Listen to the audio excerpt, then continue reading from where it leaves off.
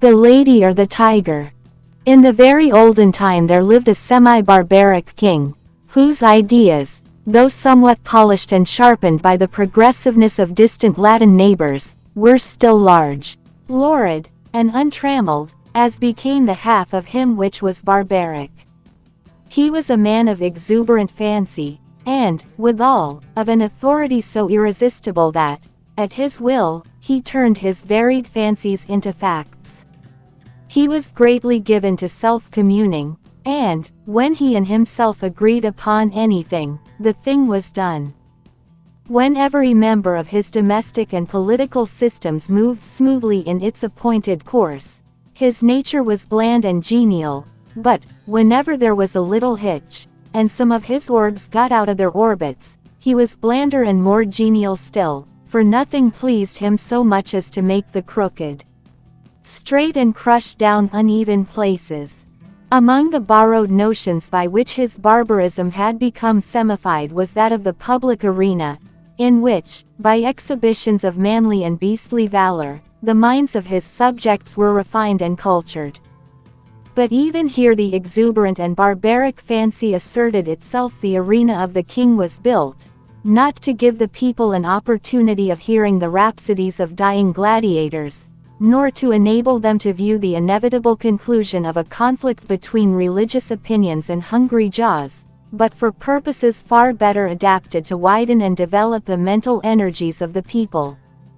This vast amphitheater, with its encircling galleries, its mysterious vaults, and its unseen passages, was an agent of poetic justice, in which crime was punished, or virtue rewarded, by the decrees of an impartial and incorruptible chance. When a subject was accused of a crime of sufficient importance to interest the king, public notice was given that on an appointed day the fate of the accused person would be decided in the king's arena, a structure which well deserved its name, for, although its form and plan were borrowed from afar, its purpose emanated solely from the brain of this man, who, every barleycorn a king, knew no tradition to which he owed more allegiance than pleased his fancy, and who engrafted on every adopted form of human thought and action the rich growth of his barbaric idealism. When all the people had assembled in the galleries, and the king, surrounded by his court, sat high up on his throne of royal state on one side of the arena, he gave a signal, a door beneath him opened, and the accused subject stepped out into the amphitheater. Directly opposite him, on the other side of the enclosed space, were two doors, exactly alike and side by side. It was the duty and the privilege of the person on trial to walk directly to these doors and open one of them. He could open either door he pleased. He was subject to no guidance or influence but that of the aforementioned impartial and incorruptible chance. If he opened the one, there came out of it a hungry tiger, the fiercest and most cruel that could be procured, which immediately sprang upon him and tore him to pieces as a punishment for his guilt. The moment that the case of the criminal was thus decided, doleful iron bells were clanged, great wails went up from the hired mourners posted on the outer rim of the arena, and the vast audience, with bowed heads and downcast hearts, wended slowly their homeward way, mourning greatly that one so young and fair, or so old and respected, should have merited so dire a fate. But, if the accused person opened the other door, there came forth from it a lady, the most suitable to his years and station that his majesty could select among his fair subjects, and to this lady he was immediately married, as a reward of his innocence. It mattered not that he might already possess a wife and family, or that his affections might be engaged upon an object of his own selection. The king allowed no such subordinate arrangements to interfere with his great scheme of retribution and reward. The exercises, as in the other instance, took place immediately, and in the arena. Another door opened beneath the king, and a priest, followed by a band of choristers, and dancing maidens blowing joyous airs on golden horns and treading an epithalamic measure, advanced to where the pair stood, side by side, and the wedding was promptly and cheerily solemnized. Then the gay brass bells rang forth their merry peals, the people shouted glad hurrahs, and the innocent man, preceded by children strewing flowers on his path, led his bride to his home. This was the king's semi-barbaric method of administering justice. Its perfect fairness is obvious. The criminal could not know out of which door would come the lady. He opened either he pleased, without having the slightest idea whether, in the next instant, he was to be devoured or married. On some occasions the tiger came out of one door, and on some out of the other. The decisions of this tribunal were not only fair, they were positively determinate. The accused person was instantly punished if he found himself guilty, and, if innocent, he was rewarded on the spot, whether he liked it or not. There was no escape from the judgments of the king's arena. The institution was a very popular one.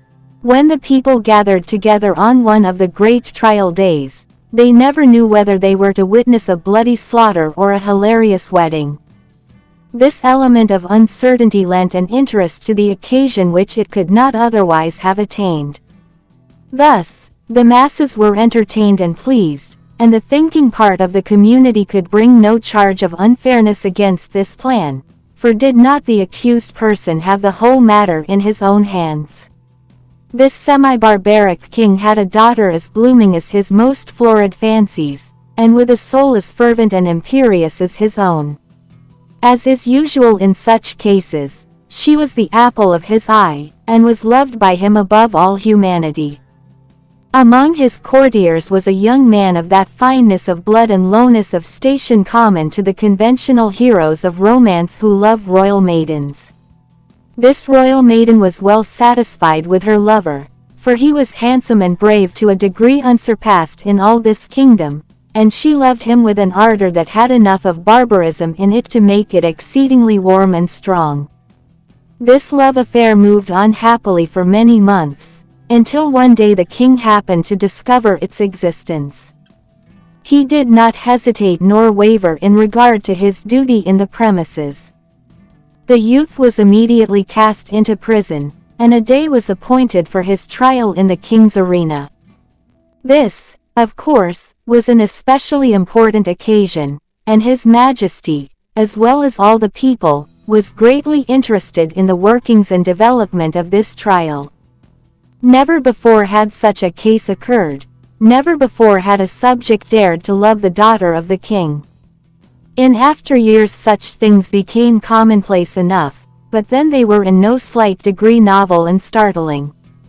The tiger cages of the kingdom were searched for the most savage and relentless beasts, from which the fiercest monster might be selected for the arena. And the ranks of maiden youth and beauty throughout the land were carefully surveyed by competent judges in order that the young man might have a fitting bride in case fate did not determine for him a different destiny. Of course, everybody knew that the deed with which the accused was charged had been done. He had loved the princess, and neither he, she, nor anyone else, thought of denying the fact. But the king would not think of allowing any fact of this kind to interfere with the workings of the tribunal, in which he took such great delight and satisfaction. No matter how the affair turned out, the youth would be disposed of, and the king would take an aesthetic pleasure in watching the course of events, which would determine whether or not the young man had done wrong in allowing himself to love the princess.